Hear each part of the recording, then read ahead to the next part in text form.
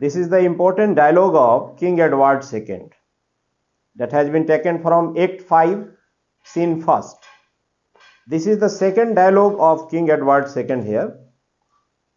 What is the context? When he was arrested and captured and sent to the Killingworth Castle, there he was mentally tortured, physically tortured, and emotionally also. And what happened last? He was compelled to surrender. He was compelled to resign from his kingship and surrender it in the support of Prince Edward. But King was quite aware that this all was done to him, that actually Mortimer wanted to be king of this nation.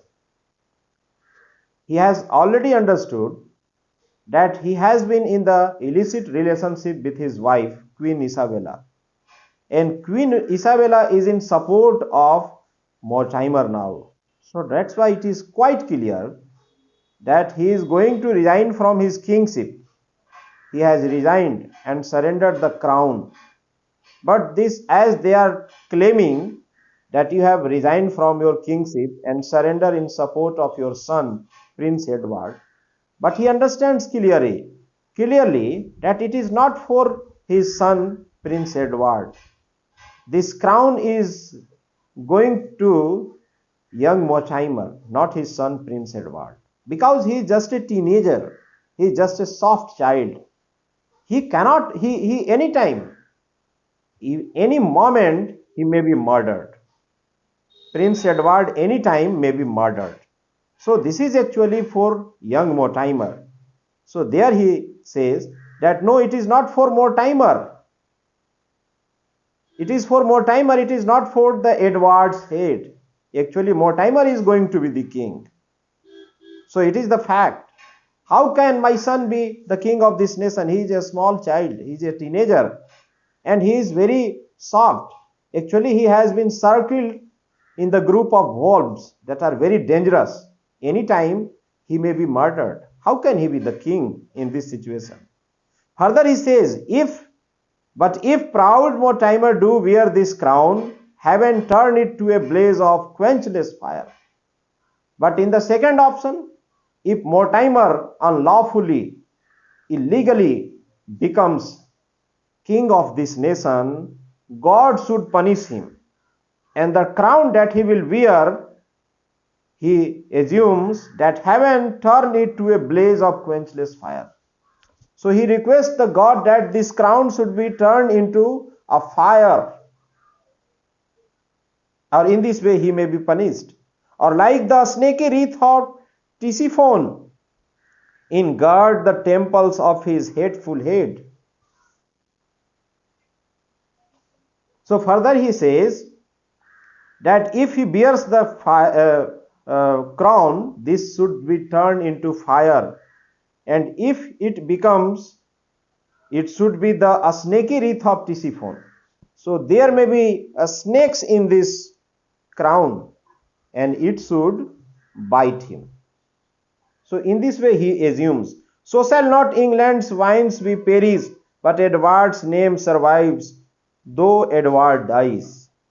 So this is his last wishes, that he thinks that God should punish Mortimer, his crown should be turned into fire, and he should be burnt, and it should be the crown of a snake, and it should bite him, poison him. That he assumes. That may not be possible actually, but he assumes, he requests to the God. And last he thinks that his country is going to be destroyed.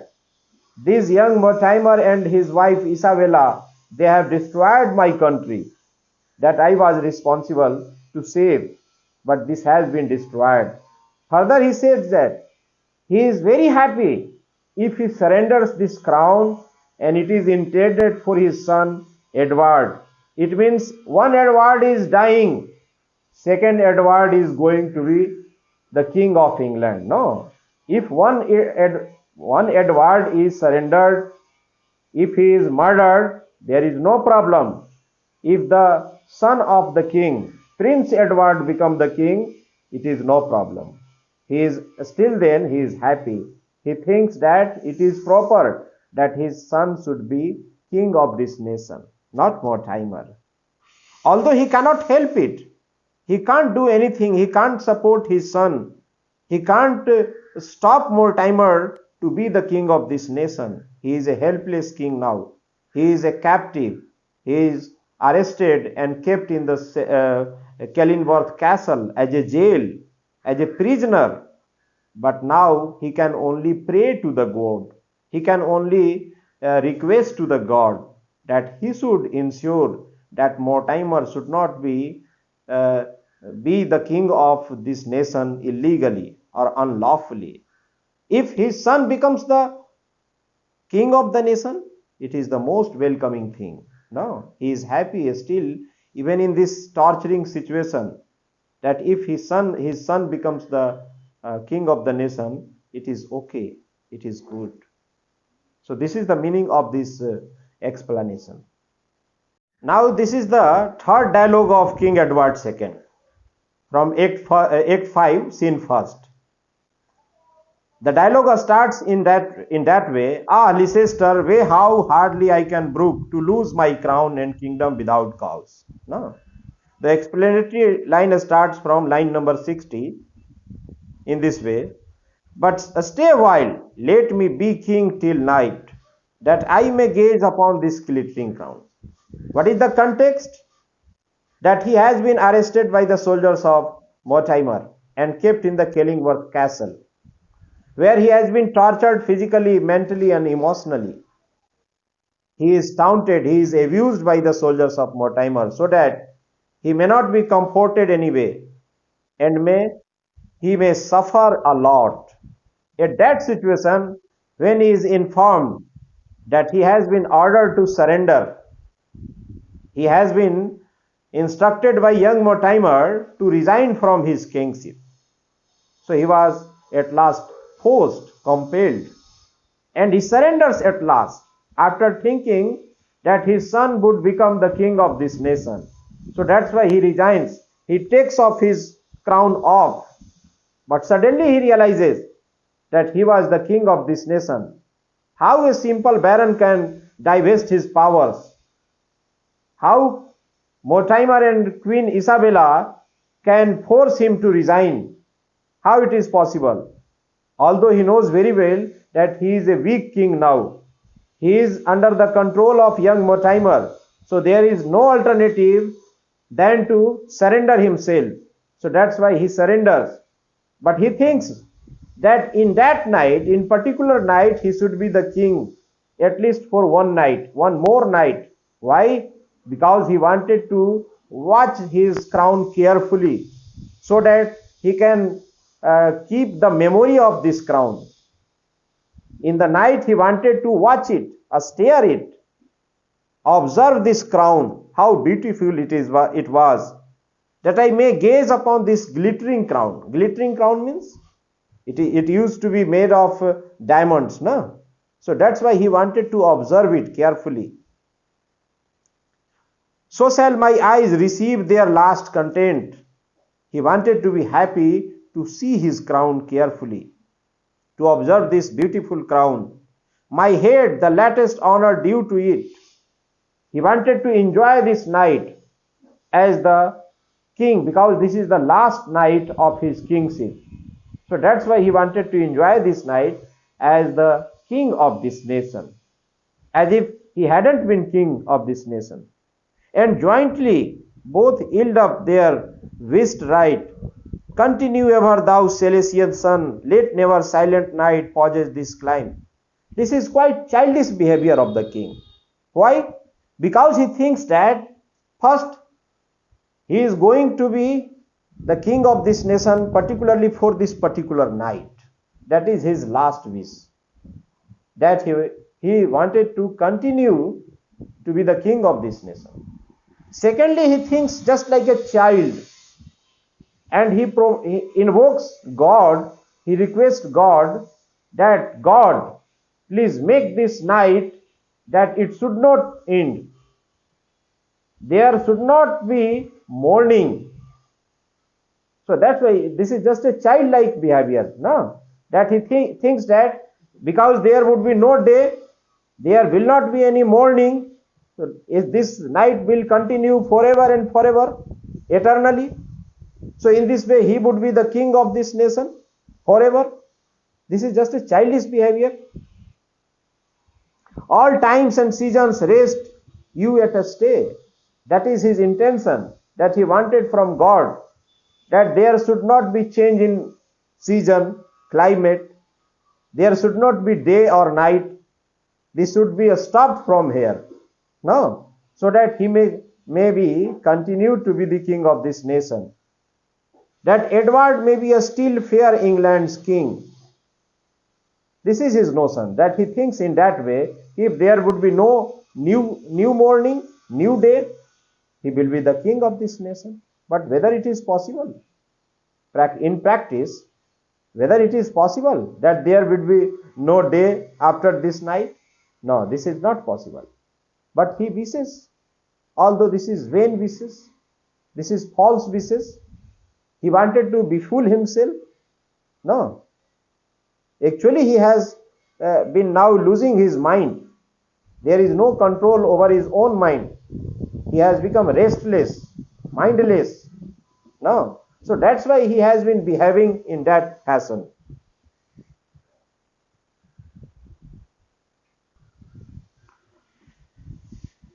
Again, this is the explanatory line in the same dialogue of King Edward II. This is the last part of this dialogue. This start in that way. What fear you not the fury of your king, but hapless Edward, thou art fondly late. Actually, he is surprised and astonished, shocked, that he was the king of this nation and these barons were not afraid. Why Mortimer is not afraid of the king, although he was the king? He can order him, but what has the situation become? That there is no one to take order from him. All the barons are opposed to him and retaliative. But hapless Edward, thou art fondly laid. They pass not for thy frowns, yet late they did. Because he was a weak king, he was in that condition that not a single baron was afraid. They were showing boldly their faces before the king. They were not afraid, knowing that the king is not a powerful king. He is a weak king, but seeks to make a new elected king, which fills my mind with a strange despairing thoughts, which thoughts are martyred with endless torments. As there is already a king of this country, Edward II, but what type of the situation is there in this country that they are going to elect a new king? What is the need of a new king? He has already been a king in this country, so there is no need. But still, he cannot entertain this idea further, because this is the fact that he has been arrested and he was ordered to dethrone himself, resign from his kingship. This is the fact. And now this is not in his control, that who will be the king, next king of this nation. Whether his son will be the king of this nation or Mortimer will be the king of nation, it is not decided by the present king. It is decided by the queen actually. Young Mortimer, those who are rebellious to him. Further he said, and in this torment comfort find I none, but that I feel the crown upon my head, and therefore let me bear it yet a while. Because he can't help in this situation. He has to surrender himself. He has to resign from his post. There is no alternative left for him. Either Mortimer is going to be the king of the nation, or his son is going to be the king of nation. None is in his control. So that's why he takes the crown once again, and he thinks that even for a few seconds, few moments, he will continue to be the king of this nation. So once again he puts the crown on his head, and therefore let me wear it a while again. So he is content that for a moment he will wear this crown. He is happy. So what is going on there in his mind? Actually, he has already lost his balance. He is behaving like a child, as if a toy has been snatched by him. No. So unlawfully, powerfully, he wanted to grab it from the other children. In the same way he is behaving. He has already lost the sense of judgment, sense of differentiation. He cannot judge properly that he cannot do it now. He cannot wear the crown. This crown would be forcefully taken away by Mortimer. And beyond his wishes, either Mortimer will be the king or his son will be the king. But he cannot control. This is the quite clear thing now. So he is the weak king. He can't change his fortune now. He is not supposed to fight against them because they are now too much powerful and he is too much weak. Now only one thing is waiting for his life, and that is the death. Death is only waiting for the king now. There is no alternative. Everything is finished now. Everything is gone out of his control. So that's why there is no alternative. That is the meaning of this explanatory line. What is the importance of this line? This is very important line because this shows the reversal of his fortune. Once he was the powerful king of this nation. He used to rule this nation. He used to order. Once he has defeated Mortimer and captured him and sentenced him imprisonment, and he was kept in Tower jail. But now everything is changed. Mortimer is powerful now. Now he is ordering the king, and the people they are following. Now king is under his control and kept just like a captive, a prisoner in the Killingworth castle, where he has been tortured. Just he is surviving. This is the fact, and everything is lost. Clear है?